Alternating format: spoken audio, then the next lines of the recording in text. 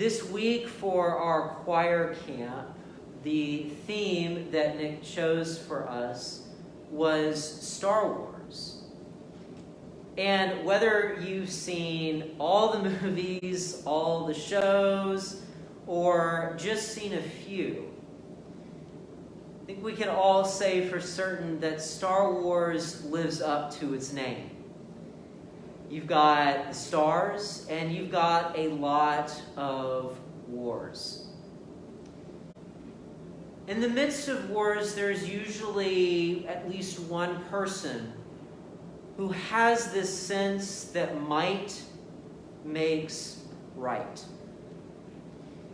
In Star Wars, we have that very much in the character of Emperor Palpatine. Now, Palpatine is a Sith Lord, a group that follows the evil ways of the dark side of the Force. And his goal throughout the entire series is to take control of everything, to rule and have all the power in the galaxy. And to do that, he finds the most powerful people he can. One of these being Darth Vader. When he sees Darth Vader, when he sees the power he has, he wants him so much to be his apprentice that he discards his old apprentice like he's nothing. And in the Return of the Jedi, we see Palpatine doing this again. He finds another potential apprentice, Luke Skywalker, Darth Vader's own son. And he does everything in his power to push Luke so that he will fight his father, so that he will turn to the dark side and be yet another tool of power for Palpatine.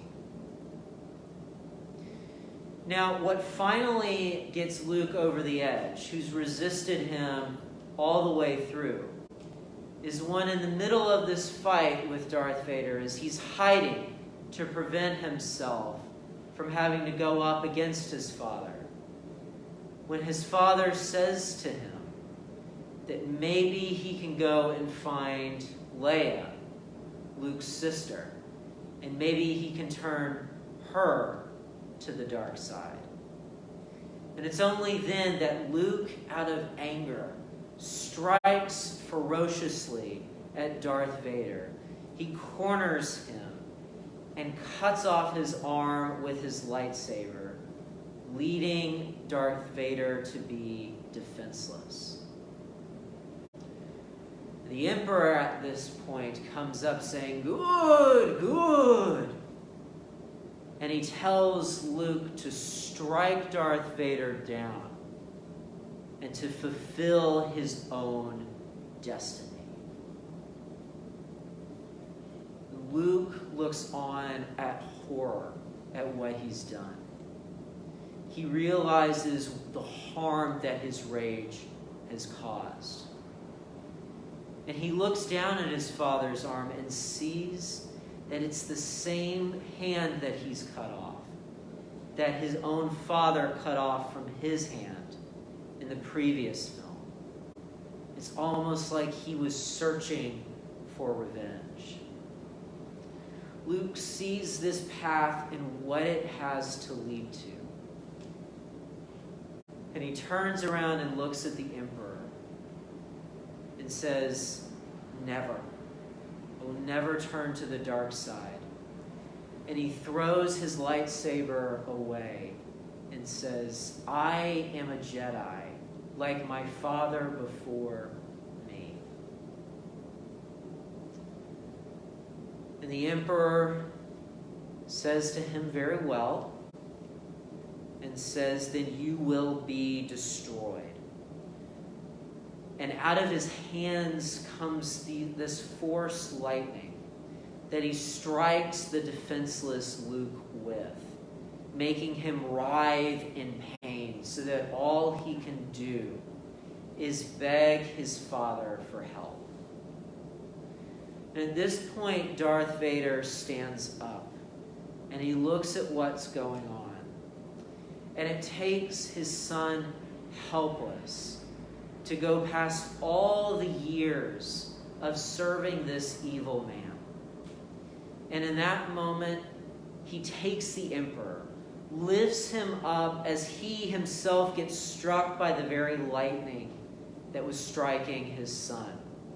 He takes the Emperor and throws him down the exhaust port of the Death Star, the very place where they have been fighting, and ends the evil reign of the Emperor over the galaxy. It didn't take a moment of strength. It didn't take skill with a lightsaber. What it took to end evil was an act of weakness, an act of lowering defenses. Because it's in this act that love was able to shine through. It's in this act that evil's reign was able to come to an end. That's the very thing we hear about in 2 Corinthians 12:9 this morning. We hear that the power of God is made perfect in weakness. Because God's power isn't like the Emperor's. He didn't come down into this world with an army. He certainly didn't have a Death Star. God came down into this world in the weakest form possible, as a human being. God lived and dwelt among us. And not only that, but God was born, the son of a toolmaker for the farmers in the area. God came down in the backwater town of a backwater country of the Roman Empire. And when faced against the armies of evil, God didn't raise up an army and fight. God surrendered to death, to weakness. And it was through that death and weakness that God not only was able to rise again, but that God was able to pave the way for all of us to rise from sin and death into a new life in the glory of our Lord Jesus Christ. This same weakness is what we are all called to. For as Paul says at the very end of our reading from 2 Corinthians today, when I am weak, then I am strong. In both Luke and Paul, we see this weakness that in truth is really strength. It is the very weakness that is strength that Jesus shows us in this world, that Jesus shows us through his saving act of grace. It's that same weakness that we are called to show to others. So when you come across someone like an Emperor Palpatine, someone who is calling out for power to lord over others, for power to consume and use others. Run away, because that person is not leading you to true power. That person is leading you in the opposite direction from God. Because God's power is what seems not like power at all. It's what looks to us like weakness. It's being defenseless. It's facing hardships. It's making sacrifices for others. It's facing death.